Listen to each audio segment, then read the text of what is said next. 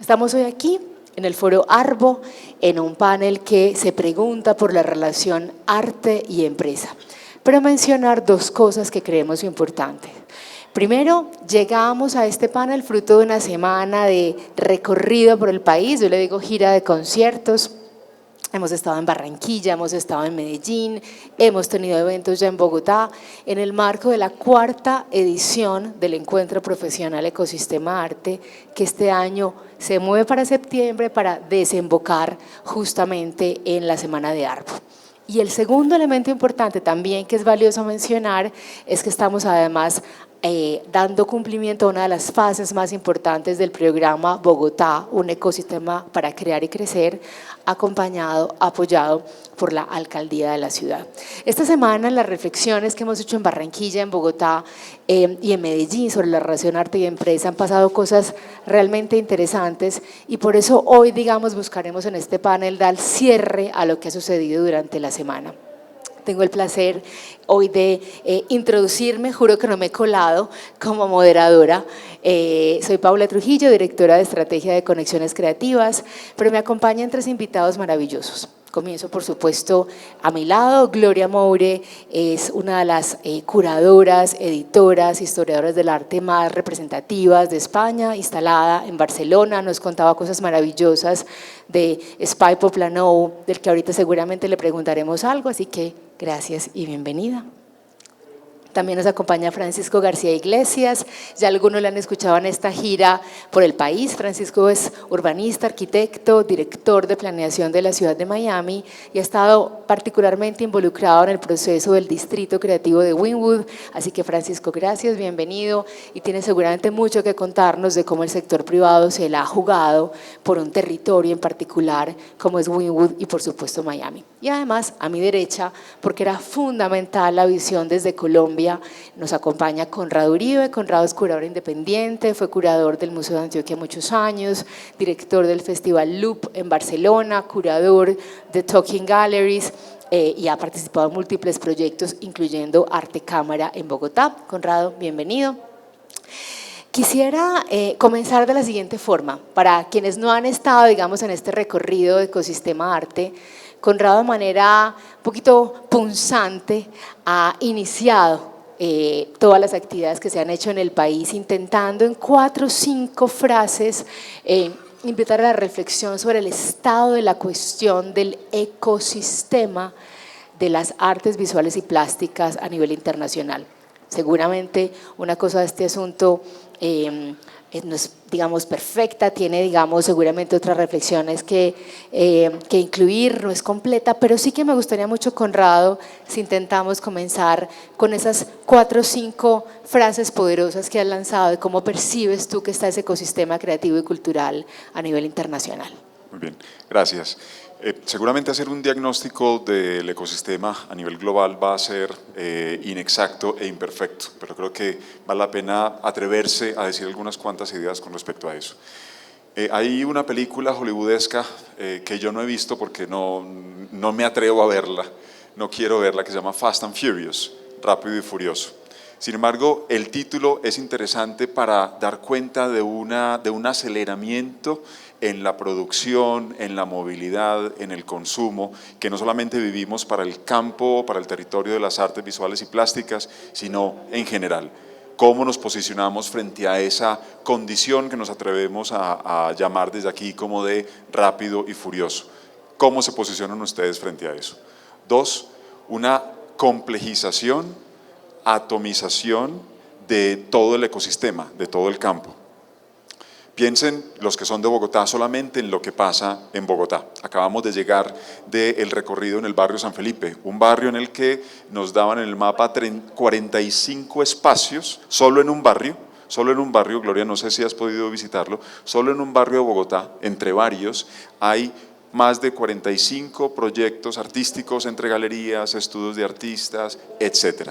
Esto habla de una complejización, de una atomización que nos llevan al tercer punto que propongo, y es la imposibilidad de conocer de manera completa, de abarcar como profesionales lo que está sucediendo. A duras penas podemos controlar, podemos comprender, entender algo, unas parcelas muy puntuales de ese territorio, de ese campo, de ese ecosistema. El cuarto punto es la presencia, irrupción del mercado. Para el caso colombiano, Gloria y Francisco, hay que decir que una plataforma como Arbo ha sido muy importante en la irrupción y presencia del mercado como un agente nuevo, poderoso, movilizador y regulador. Como para el primer caso, para el de Fast and Furious, cómo nos posicionamos frente al mercado. Hay un artista a quien admiramos muchísimo, que ha trabajado también con Gloria, que es Anthony Muntadas, y él dice: la sartén hay que tenerla por el mango. O sea, el mango, el mercado, más bien, digámoslo de esta manera, creemos que es muy importante, pero ojo, cuidado en que se convierta en el árbitro y en el regulador de unas situaciones de valor, no valor económico, de valor simbólico. Muntadas dice con esta figura: hay que tener la sartén por el mango. ¿Cómo también nos relacionamos con esa situación de mercado? Y la última, que es una realidad global que nos compete a todos, es todo el tema de la crisis. Ya no hablemos de cambio climático, sino de la crisis ecológica. Un proyecto como Ecosistema Arte toma prestado un concepto que viene de disciplinas como la biología y la ecología, porque lo que busca es plantear una pregunta de tipo ética con respecto a la manera en la que cada uno de ustedes, de nosotros, nos posicionamos en ese ecosistema. ¿Qué podemos hacer para que ese ecosistema sea más sostenible? Y en esa pregunta, digamos, de cómo lograr un ecosistema más sostenible, la pregunta, por supuesto, este año y de este panel en particular es: ¿y el sector privado? ¿Qué esperamos? ¿Qué rol esperamos que juegue? Durante esta semana se han usado, se han evocado 4 frases que me gustaría utilizarlas para que comience esta conversación que, por supuesto, admite todos los debates, mi querida Gloria. Voy a citarlas para que todos nos sintonicemos, y a partir de esas frases les invitaré a Francisco, a Gloria y a Conrado que reaccionen y que aprovechemos de esa manera estos minutos para que sea esta una conversación nutritiva. Frase número 1, esta frase es de la poeta Ezra Pound, que dice: si un cliente le compra a un artista, el cliente se hace igual al artista.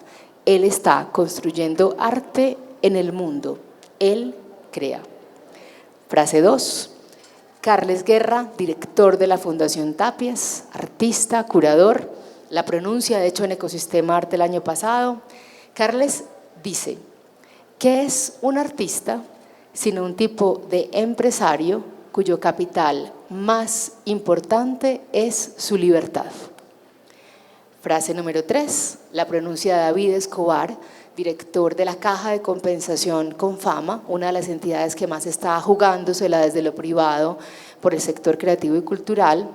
En uno de los artículos que él publica periódicamente en el periódico El Colombiano, se hace la siguiente pregunta: ¿cómo podemos poner la cultura, la música, la pintura, el cine, los libros, el teatro y otros en los presupuestos de las empresas?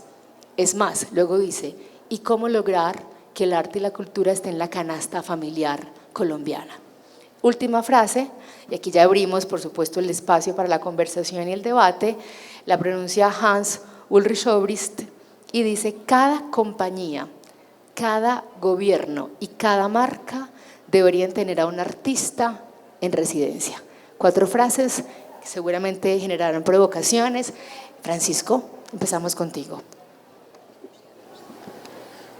Bueno, pues nada, muchas gracias. Antes que nada, encantado de estar aquí con vosotros, y que conste que yo he venido mucho más a escuchar y aprender que a hablar en principio. Pero a ver, desde luego hay que reconocer, antes que nada, que el arte tiene un poder transformador impresionante.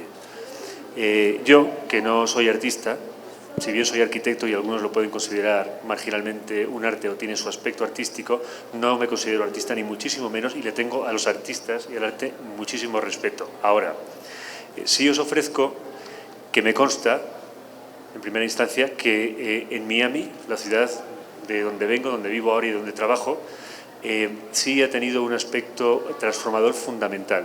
Que la historia de Miami en los últimos 20 años, y Miami en los últimos 20 años se ha convertido de una ciudad de segunda donde la gente iba a las playas y a comprar mayormente, Se ha convertido en una ciudad que ha tenido un auge artístico, un desarrollo importante, y el gran elemento que ha logrado que suceda todo esto ha sido, sin duda alguna, o sea, el elemento principal ha sido el arte.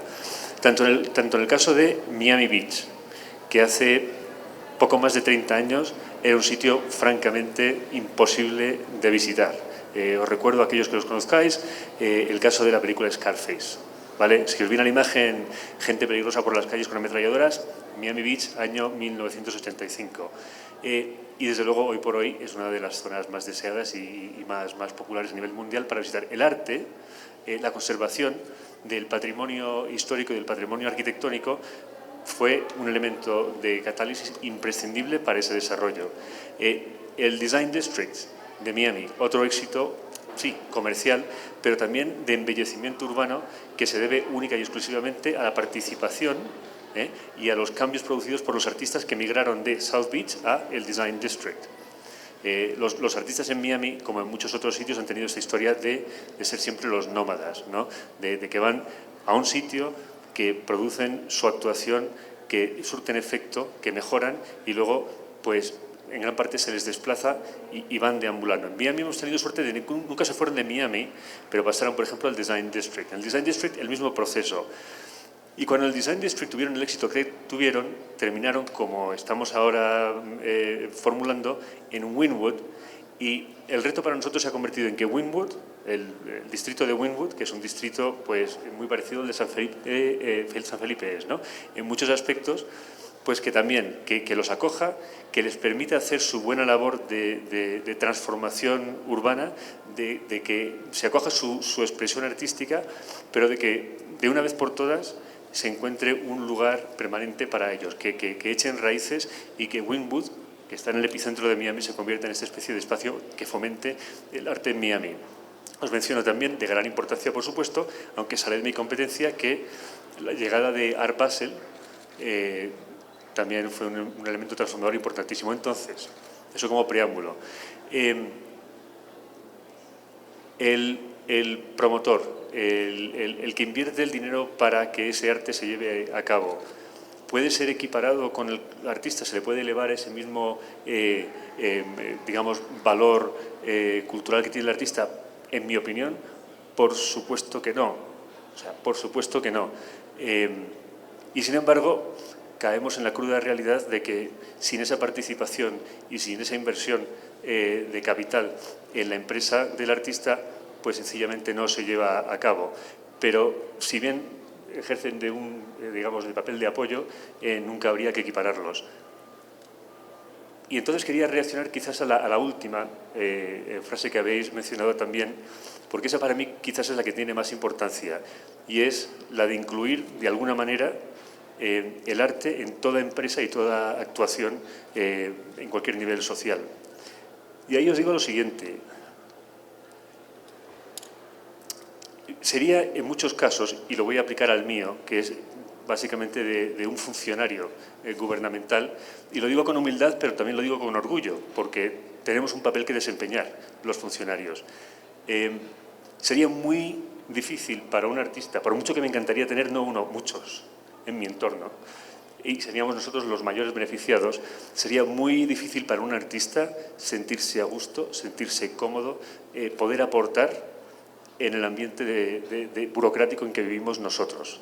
O sea, saldríamos a buscar artistas y nos rechazarían a diestra y siniestra, estoy seguro de ello. Ahora, si lo lográsemos, y es una empresa que tengo muy en mente como resultado de esta intervención en vuestros paneles, si lo llegásemos a lograr, si lográsemos encontrar un papel para que un artista contribuya en todo aspecto a las labores diarias que ejercemos en el funcionariado, los beneficiados seríamos nosotros y en última instancia, desde luego, también serían los ciudadanos que verían que todos nuestros procesos y nuestras actuaciones habrían mejorado sustancialmente.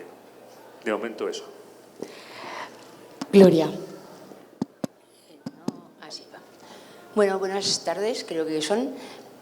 Gracias por incluirme en este panel.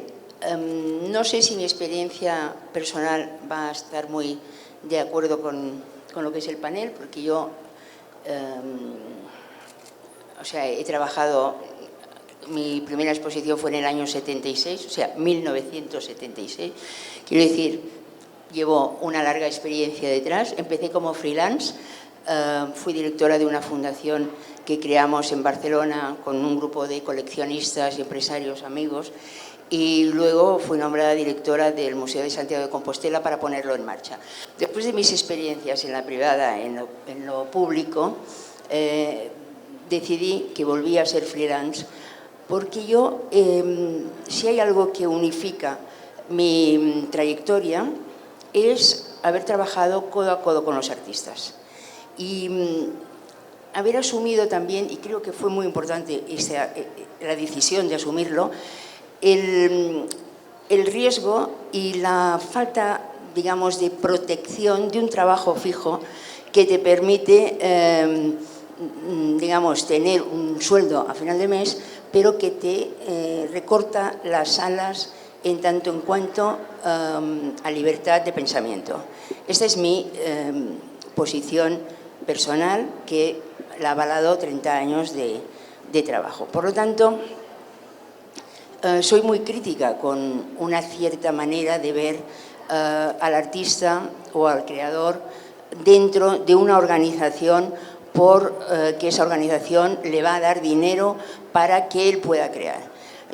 Creo que esto es algo que no funciona, o sea, no hay, digamos, no es una simbiosis que se pueda ni pensar, porque lo que define a un artista es algo que Guerra lo ha nombrado. No me horroriza la palabra empresario, pero sí es cierto que su gran capital es la libertad. Y si eso no se apoya, y si eso no se deja, digamos, libre, estamos cortando las alas a algo que es absolutamente esencial para el mundo en el que estamos viviendo. He de decir que yo abogo por los artistas, creo en el arte como algo útil, no creo que sea un tema ni decorativo ni social, creo que es útil, creo que la cultura cambia un país, creo que el arte tiene un peso específico en la cultura, creo que son personajes tocados por la mano divina, si podemos utilizar este término, porque consiguen formalizar con imágenes o concretando, digamos, ideas que si las tenemos que traducir en palabras a veces son incomprensibles, pero que a través de la poética del arte podemos llegar a comprender lo que se nos hace incomprensible de otra manera. O sea, creo, como he dicho, en la utilidad del artista. De las frases que tú has dicho, la de Ezra Pound me sorprende porque es francamente premonitoria. O sea, estoy absolutamente en desacuerdo, pero me gusta que alguien que debió vivir ya una situación angustiante, debió ver que las cosas irían por ahí. Realmente pensar que el cliente puede ser artista, estamos cambiando los papeles y creo que es una de las grandes confusiones en las que vivimos. Bueno, como he dicho, tengo una larga trayectoria que me ha dado pie para... Han sido años de grandes cambios. Hemos vivido grandísimos cambios en todos los territorios, políticos, económicos, bueno, en fin, ¿para qué voy a hacer este...? Pero estamos en un momento muy complicado, donde todo está mezclado.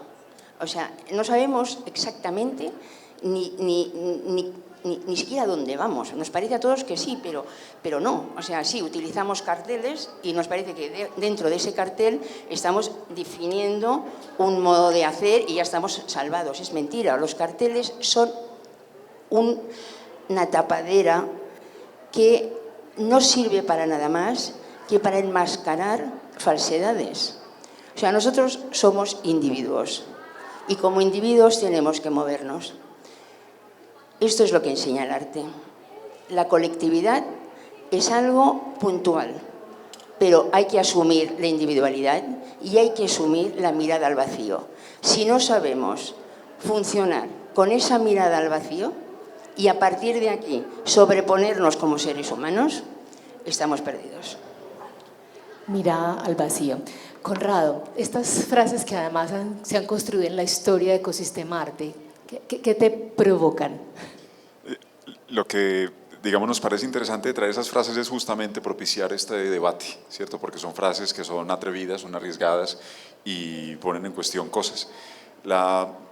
Quizás una de las frases que más me interesa ahí, coincido con Francisco, es la de Hans Ulrich Obrist, porque esta señora a su vez se basa en la propuesta de un colectivo de artistas que se autodenominó The Artist Placement Group, como el colectivo que quería ubicar o emplazar artistas, y ellos lo que querían era justamente encontrar o generar espacios de intercambio con otros campos. A mí lo que me parece interesante de ahí es la posibilidad del cruce, del mestizaje, de la porosidad. Creo que, como bien dice Gloria, y es algo en lo que insistimos también mucho nosotros, la condición libertaria, que se entienda bien, de la producción artística hay que mantenerla. Para el caso de Obrist, que además ha dicho, y así está consignado en una entrevista que le hicieron el año pasado, él quiere hacer de esto un poco su leitmotiv en lo que viene. Ya veremos a dónde llega, ¿no?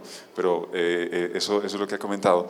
Quiere trabajar para ubicar artistas en otros campos, porque yo, como Gloria y como también lo señaló Francisco, estoy convencido que el arte, que las prácticas del arte ofrecen unas maneras inéditas, siempre disruptivas, siempre dislocadoras, pero siempre enriquecedoras, nutritivas, de posicionarnos y de entender y de ver el mundo. Es hacia allá, digamos, o es esa frase la que me parece interesante, porque, insisto, esto lo creo yo y también lo hemos discutido mucho desde Conexiones Creativas, esos espacios de mestizaje, de cruzamiento, creemos que pueden propiciar colisiones, encuentros que pueden enriquecer otros sectores de la producción, otro tipo de prácticas. Porosidad, mestizaje, encuentro. Esta semana en Ecosistema Arte hemos podido estar cerca de empresas como Tecnoglass en Barranquilla, como la Fundación Pintuco en Medellín y como tantas otras que, digamos, empiezan a permitir esas conversaciones. Me gustaría muchísimo invitar en este momento a Gloria, a Francisco y a Conrado, y creo que empezaré por ti, Conrado, a que quizás evoquemos algún referente, algún ejemplo interesante que nos muestre esa relación arte y empresa de una manera nutritiva. Quizás el caso Coltejer con las bienales, quizás el caso Sura, quizás en el caso de Francisco, los Goldman y cómo se han comprometido con el desarrollo del distrito creativo de Wynwood. Y seguramente en el caso de Gloria limitaremos a ir un poquitín más atrás con el caso de la Fundación Miró, pero también a ser aguda y crítica y decir, hoy en un momento geopolítico distinto que está viviendo España y Europa, ¿qué está pasando? Porque lo que sí nos interesa en el avance de este panel es encontrar cómo generar territorios de conversación donde el creador esté en el centro, pero que la empresa sí que sume a este ecosistema creativo y cultural. Pues voy a contar una anécdota y a lo mejor esto puede motivar también la experiencia que ha tenido Gloria, que tuvo Gloria con la Fundación SPY Poplanou. En el 2007 en Medellín estábamos trabajando en un proyecto que se llama el Encuentro Internacional de Medellín. Este proyecto nació cuando yo era el curador de este museo y lo que buscaba era generar una serie de activaciones en la ciudad. Vale. Uno de los proyectos de un artista japonés, Tatsu Nishi, artista que además se va cambiando el nombre constantemente porque él dice, en Occidente no saben, no entienden cómo me llamo, luego les da lo mismo que yo me llame Tatsu, Tatsuro, Tasro, entonces en cada proyecto se cambia el nombre.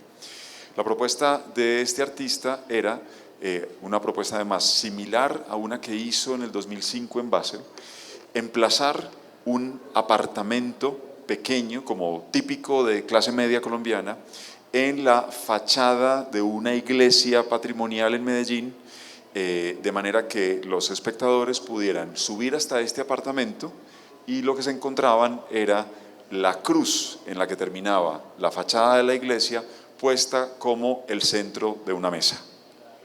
Eso suena muy bien, fácil, no, todo lo contrario, un proyecto supremamente difícil.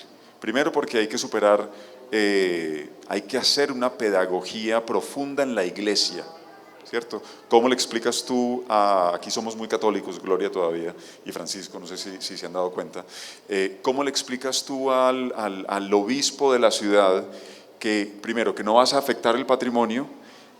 ¿Cómo lo convences de que no hay una intención cuestionadora, aunque la hay, evidentemente? ¿Cómo lo convences de que esa cruz puesta como un centro de mesa en el contexto de un apartamento colombiano de clase media no va a afectar o no va a alterar la imagen de la curia, la iglesia en Medellín? ¿Cómo convencer al municipio de que todas las condiciones están dadas para que las personas puedan subir a 35 metros de altura con unas condiciones mínimas de seguridad? ¿Y cómo consigues o haces las gestiones para realizar un proyecto de este tipo, ¿no? Primero, gestiones más de tipo simbólica con la iglesia, que costaron muchísimo, nos retrasaron incluso la apertura del proyecto durante 3 meses, porque nos pararon la construcción del proyecto. 2, gestiones con la alcaldía, evidentemente, por todos los permisos que esto tiene que tener, los respaldos, etcétera. Pero 3, y aquí, digamos, atiendo a tu pregunta, y es, esto no lo hubiéramos podido hacer sin el apoyo de una empresa constructora que se vinculó y creyó por esas magias de la vida, esas locuras, creer en un proyecto de este tipo, y puso no solamente los estudios de ingeniería, que valen muchísimo, puso a los profesionales que diseñaron todo el andamiaje para poder sostener al mismo tiempo hasta 60 personas en este aparataje, para sostener sin dañar un apartamento sobre una iglesia patrimonial en Medellín, sino que puso además todos los materiales, todos los obreros y todo lo que significa hacer una construcción temporal. Literalmente, la construcción era tan compleja que equivalía a construir un puente que no dañara una iglesia, pero que se adosara a una iglesia. Tú que eres arquitecto ya vas entendiendo la dimensión. Y esto, insisto, sin las gestiones de orden más simbólicas que tuvimos que hacer con la iglesia, con el municipio, pero sin unas gestiones reales de convencimiento para esa empresa en un proyecto de esta envergadura y de este nivel, porque no estamos hablando, como bien decía Gloria hace un momento, no estamos hablando de proyectos decorativos en ningún tipo, estamos hablando de un proyecto temporal. Eso ya no existe, funcionó durante 3 meses, en el 2007, y un proyecto disruptivo, evidentemente, aunque convencimos a la curia de que no, el proyecto era muy disruptivo. La cruz aparecía como un elemento decorativo en medio de una mesa, y un proyecto muy arriesgado. Y hay que decirlo, fue con concreto quien creyó en esto y puso todo su andamiaje, nunca mejor dicho, para poder llevar a cabo una propuesta como estas. Creo que no hay fórmulas, creo que cada proyecto habrá que entenderlo y asumirlo en su justa medida, pero creo que también quienes estamos del lado de la gestión, de la mediación, del comisariato, la curaduría, la dirección de instituciones, etcétera, tenemos una responsabilidad o una corresponsabilidad, y es generar entornos pedagógicos para que este tipo de alianzas tengan lugar, o al menos así lo veo yo desde esta experiencia. Francisco, ¿qué rol han jugado el sector inmobiliario y construcción en todo lo que tú has vivido en Wynwood y la transformación de Miami? Pues es más, estas ideas las venimos barajando en toda esta serie de eventos que hemos tenido, pero algo que ha dicho Gloria me ha ayudado quizás un poco más a solidificar o a estructurar la idea, y me voy a referir a tu expresión de que el arte es útil. Es más o menos lo que te he venido a entender, y estoy plenamente de acuerdo, y entonces lo voy a aplicar de 3 maneras a lo que ha sucedido en Wynwood. El arte tiene utilidad, es útil, tiene que ser útil. El arte puede adornar, es relativamente fácil. El arte puede transformar, eso ya es más difícil. Y el arte puede revolucionar, que quizás es el máximo propósito del arte en ciertos aspectos. Y yo creo que en Wynwood, si bien no un artista con una obra de arte, pero el colectivo de artistas que han influido y trabajado en Wynwood han conseguido hacer las 3, y en ese orden. Porque al principio el arte en Wynwood sencillamente era aprovecharse de las paredes desnudas de naves industriales abandonadas para adornar. Y de una zona inhóspita dentro de lo que es Miami consiguieron convertirla en atractiva, de algún modo, quizás no intuitivamente lo más lógico que uno se espera, pero desde luego empezó a tener un atractivo y empezó a atraer gente y empezó a ser punto de interés, foco de interés. de lo cual se supo aprovechar en su momento Art Basel y derivó mucho usufructo de esa primera fase de adorno. Luego empezó a transformar, porque con la gente y con la inversión de capitales y con el desarrollo viene la transformación. Y rescatamos una zona de aproximadamente 60 hectáreas dentro del mismísimo centro de Miami, donde no vivía absolutamente nadie, donde no había prácticamente ningún comercio, y la única actividad que seguía existiendo era una actividad industrial muy residual que cada vez iba en declive, más en declive. Esa transformación logró en que se convirtiese en una zona donde había comercios, ya la gente empezaba a querer a vivir y ya se volvía en casa de gente, ya tenía, digamos, propietarios, ya tenía, digamos, orgullo de habitación. Y en última instancia lo que estamos viendo justamente ahora es que ha logrado ese último objetivo de revolucionar todo lo que es el aspecto cultural de Miami, porque se ha convertido en esa especie de barrio de residencia de artistas, donde todo gira en torno a la actividad artística y cultural. Y ha venido a fraguar, digamos, ya muy en concreto el compromiso de todos los ciudadanos de Miami en torno al arte, y le ha dado una importancia que simplemente no tenía antes. El afecto transformativo y revolucionario que Wynwood, a través del arte, ha tenido en la ciudad de Miami, francamente no se puede infravalorar, es de primer orden. Bueno, a ver, yo vengo de un país que pertenece a un continente bastante, digamos, viejo, por decirlo, con unas estructuras muy prefijadas. No olvidemos que el absolutismo fue creado por los franceses y España ha sido muy afrancesada. Por lo tanto, el papel del Estado ha sido siempre el protector, ¿no? Todo ha dependido del Estado. El Estado era el que protegía la cultura y el Estado era el que protegía todo. ¿Qué ocurre? Pues que el Estado hoy no tiene ninguna posibilidad, tampoco tiene interés, porque en estas transformaciones que hemos vivido, también hemos vivido la de la incultura generalizada por parte de los dirigentes de los estados. Por lo tanto, esto, además de no tener las capacidades económicas, suma un alejamiento absoluto de la cultura. Solo les interesa cuando la pueden utilizar como un elemento o de imagen o de propaganda, pero claro que siempre caemos en otro estado que no es el que nos interesa en esta conversación. Por lo tanto, tenemos una situación grave, porque seguimos con esas estructuras. El privado no está habituado a intervenir, a no ser que sea una cosa personalizada, o sea, la fundación con su nombre, el museo con su nombre. Esto hemos visto, Europa está plagada de museos, de coleccionistas que al final han abierto un museo o un espacio o se han trasladado a otro. Ahora tenemos la fase de trasladarse a otro país con su colección, pero siempre bajo su nombre. Por lo tanto, tenemos esta separación entre lo que es la política de Estado, que como digo es para estudiarla, y los privados que tienen cierta capacidad y que además cierto interés por acercarse al mundo del arte, de la cultura en general, que lo que hacen es independizarse y crear su propia estructura. En este margen que se crea entre una cosa y la otra, tenemos grandes dificultades.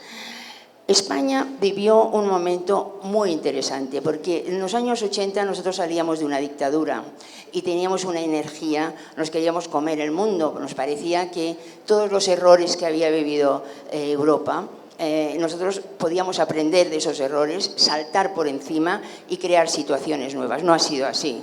Desgraciadamente, hoy veo y puedo decir que hemos cometido los mismos errores, que más rápidamente, y que estamos mucho más cansados que otros países y en la cola, pudiendo haber sido la cabeza claramente. Pero sí que vivimos una época muy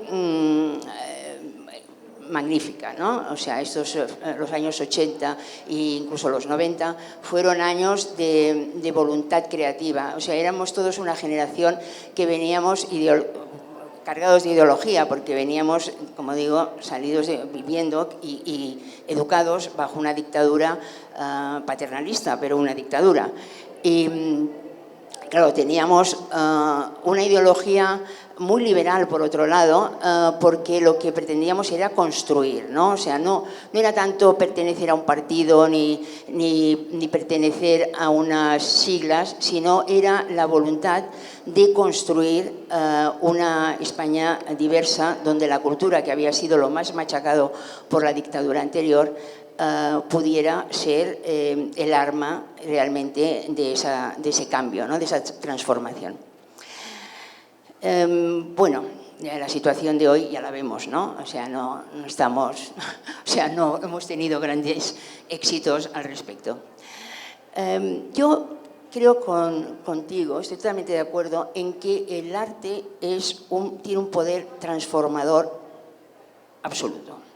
Por supuesto, revolucionario, pero en el sentido de lo que es la palabra revolución, o sea, es cambiar, ¿no? O sea, el hecho del cambio ha sido muy utilizado. También parece que soy muy pesimista, ¿no?, con el momento actual, pero es que lo soy. O sea, es lo que ha podido ser y cómo lo que ha podido ser se ha transformado en lo que es, ¿no? O sea, por decir un cambio, una transformación urbanística, que son las más evidentes, de gran importancia, fue el Soho de Nueva York. Soho de Nueva York era una zona incluso peligrosa, donde los artistas de la época crearon situaciones culturales, situaciones en las que los que vivían eran ellos, ¿no? O sea, Dan Graham creó una galería para los artistas que no estaban dentro de las posibilidades de las otras galerías.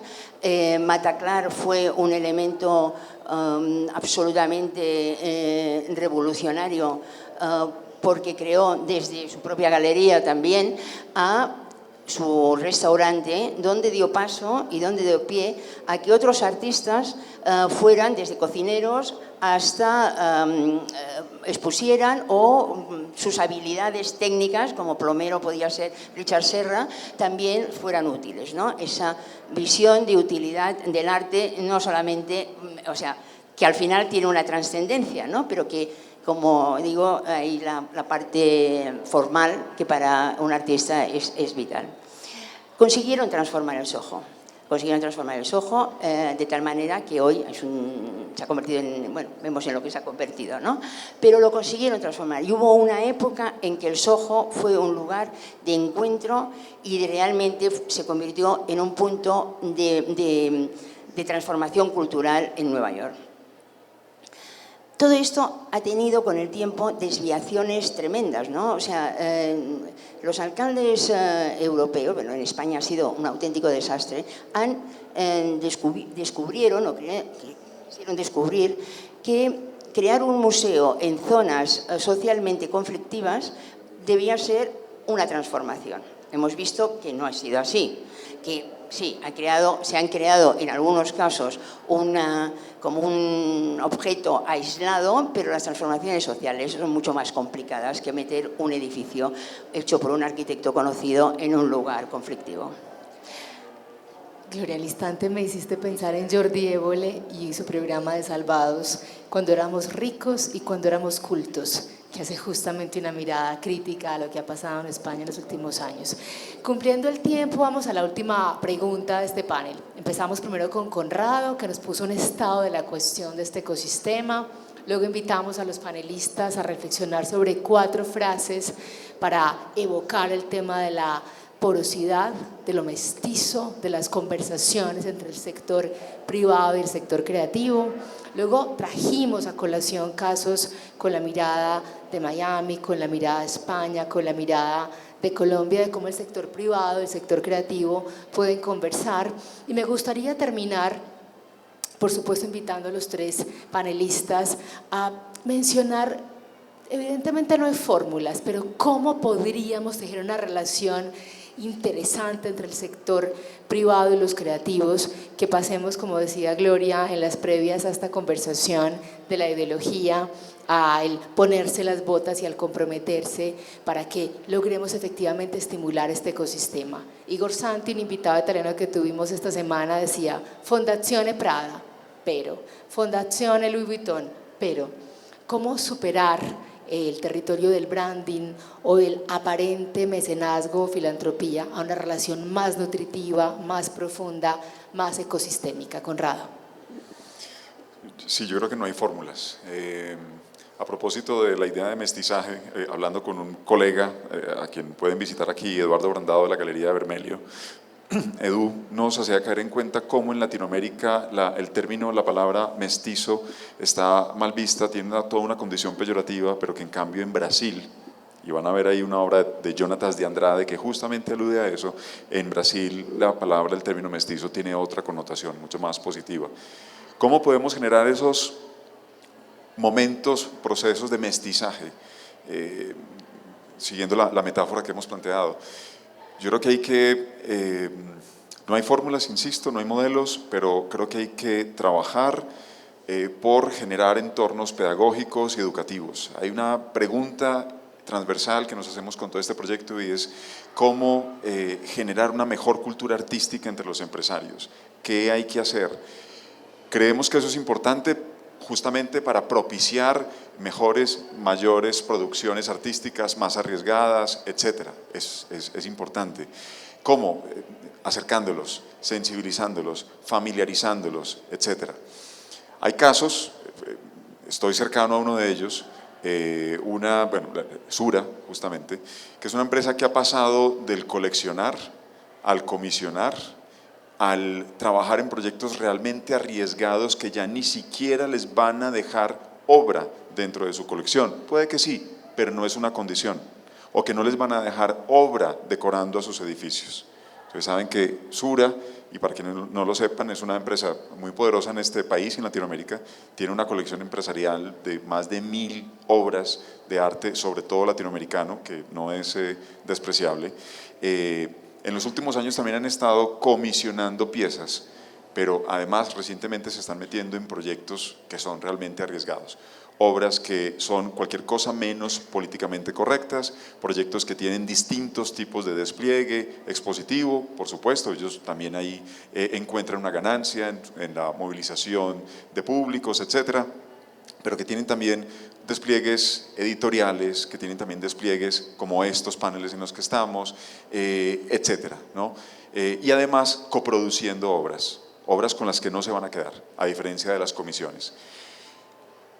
Insistiría en la pedagogía, insistiría en todo lo que podamos hacer para familiarizar a esos otros entornos con las producciones artísticas. Yo creo que el arte, para insistir en algo que dijeron Francisco y Gloria, o Gloria y Francisco en cualquier orden, el arte tiene la capacidad profunda de movilizar la empatía en nosotros, de abrazar, como decía un colega artista, la complejidad. Si somos capaces de ser seres empáticos, nos posicionamos en el mundo de otra manera. Si podemos hacer que el arte genere fomente esos entornos de empatía también en otros que no están tan cercanos o tan familiarizados con este sector de las artes, creo que podemos encontrar, para cerrar, esos puntos o momentos de cruce, esos momentos de mestizaje. Francisco, quisiera escucharte, pero por supuesto la pregunta la hago estimulada por la visita que hicimos hace minutos juntos a San Felipe, donde un hombre como Alejandro Castaño, un empresario, se convierte en un dinamizador de lo que podría ser ese distrito de las artes en Bogotá. ¿Qué se te ocurre, digamos, como una manera de avanzar en esa pedagogía a la que habla Conrado? Pues mira, lo voy a contestar de esta manera. Es cierto, está claro que no hay fórmula para el éxito, ¿vale? Y eso es lo difícil, ¿no? Si lo hubiese, pues todo sería un éxito y estaríamos todos mucho mejor. No he dicho nada, muy complicado. Lo que sí hay es una fórmula rotunda para el fracaso. ¿vale? Y el fracaso consiste en cerrar los ojos, aferrarte a ideas ya trilladas y no arriesgarte a innovar, que en última instancia es lo que hace el artista, y por eso es una parte tan fundamental de toda esta agencia de cambio. Yo lo único que puedo decir, y lo único que yo creo que nos orienta en nuestra intervención como urbanistas, bien sea en Miami o en otros sitios donde he trabajado, es que hay que ir siempre con los ojos muy abiertos, que hay que ir siempre dispuestos a aprender y empaparnos del entorno que nos rodea, de intentar entenderlo en la manera más detallada posible e identificar las oportunidades que se van presentando, porque si te abres de ojos y empiezas a tantear y escuchar y hablar con todo el mundo, con todos los participantes, enseguida empiezan a surgir ideas, bien sea porque alguien pide algo, bien sea porque alguien se queja de algo, bien sea porque ves latentemente que hay necesidades. Y entonces nos toca a nosotros, el gran nosotros, el conjunto entero de lo que es la ciudad, pero yo creo que en particular a los urbanistas, descifrar cuál es la actuación propia para mejorar lo que se presenta en estos momentos. En el caso de San Felipe ya ha ocurrido, ya se ha dado ese primer paso, yo creo que muy ambicioso, pero también muy visionario, sobre qué pudiese ser este vecindario, cuál pudiese ser la transformación. Y ya hay una prueba de concepto que tiene un éxito monumental. O sea, haber estado ahí hoy ha sido sencillamente un verdadero placer, no lo puedo decir de otra manera. Y entonces falta un poco eso, falta un poco que todo el mundo se empiece a dar cuenta de que esto se puede propagar, de que se puede duplicar, de que se puede repetir una y otra vez, idealmente con el apoyo de todas las agencias que existen en una ciudad para lograr el resultado posible.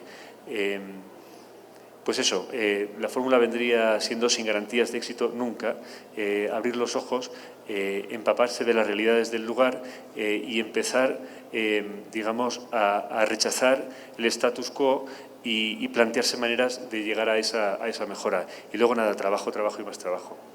Gloria, contigo cerramos. De la ideología a la implicación.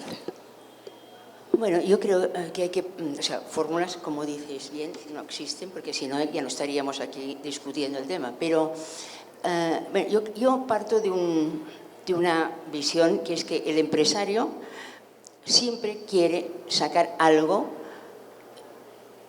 imagen, valor económico, etcétera, de su aportación económica al evento, ¿no? Esto yo creo que no hay que perderlo de vista. Pensar que hay alguien que da el dinero para nada puede pasar, pero no es lo habitual. Creo que el trabajo está por el lado de las instituciones y creo que esto es un trabajo personalizado de la institución. Y me voy a centrar en dos casos de mi ciudad, Barcelona, que son diversos, pero que han trabajado con las empresas, ¿no? Uno es la Fundación Tapies. Ha tenido problemas económicos porque estaba financiada básicamente por la familia Tapies, Tapies muere, en fin, etcétera. No voy a entrar en esto, pero se ha quedado con un problema económico muy grande, ¿no? Y tiene que trabajar con aquello que le es pagado por otros. Su trayectoria está siendo la de acoger proyectos que otros quieren hacer y que no tienen el lugar para hacerlo y que eligen la fundación o han llegado al acuerdo de que sea la fundación la sede donde ese acto, esa exposición o evento cultural se realice. Por lo tanto, es una suma de propuestas diversas, financiadas sí, pero donde el perfil de la entidad desaparece. Otro ejemplo, que yo creo que ha sido un ejemplo muy importante, ha sido la Fundación Miró.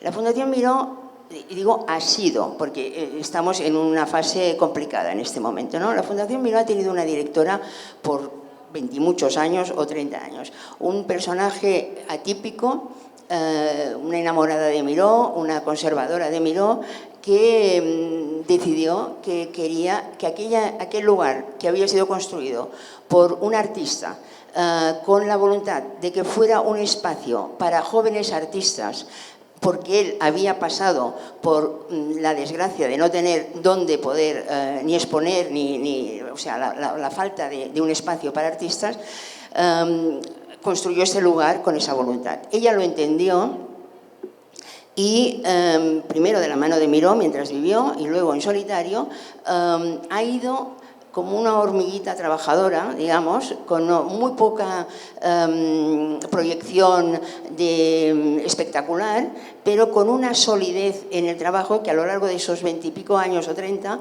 ha quedado consolidada en una fundación que se ha podido expandir porque necesitaban más espacio, con una creación de una colección Miró a través de trabajos de convencer a colecciones privadas desde Japón a otros lugares, y hemos conseguido tener en Barcelona y en España la mejor colección que existe de Miró, algo verdaderamente espectacular. Evidentemente faltan grandes piezas, pero se puede entender perfectamente el recorrido de este gran artista. Y con una sabiduría poco habitual consiguió convencer a el Banco Bilbao Vizcaya y también a la Caixa, atentos porque son dos entidades financieras que no tienen nada entre ellas, convencerlas de que una pagará, el Banco Bilbao Vizcaya, anualmente una exposición de altísimo nivel que lo ha hecho coincidir con la reunión anual, no sé qué, no sé cuántos, en fin, etcétera, todas estas cosas que para ellos es importante porque es un tema de imagen, pero siempre elegido el tema por la Fundación Miró. Y el otro, la Caixa, consiguió que bianualmente, o sea, cada 2 años, financiara la exposición de un artista contemporáneo al que se le concedía el premio Miró, elegido por un jurado montado por la propia Fundación. Bueno, yo creo que es un ejemplo de independencia y de involucración a nivel increíble, que me cuesta encontrar otros ejemplos así. A todos ustedes, gracias. Yo me quedo con la frase final que nos evoca Gloria, donde esa conversación del sector privado al sector creativo es posible, pero la libertad y la independencia no se pone en juego. Gracias. Sigue el Foro Arbo. Feliz tarde para todos. Francisco, Gloria, Conrado, gracias.